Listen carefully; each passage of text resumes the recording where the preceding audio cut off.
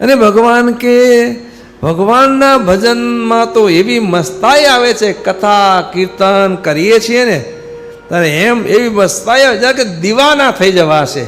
હો, ભગવાનના કથા કીર્તનમાં એટલી બધી બંધુ આમ કેફ મસ્તાઈ છે.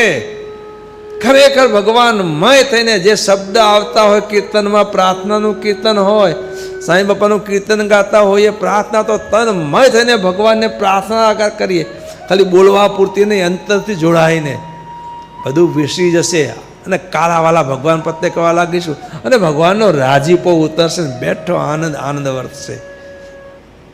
મહિમાનું કીર્તન ગાતા હોઈએ, મહિમા આકારે દૃષ્ટિ, શું ભગવાનની મોટાઈ, તન્મય થઈ જવાય, બધું વિસરાઈ જાય.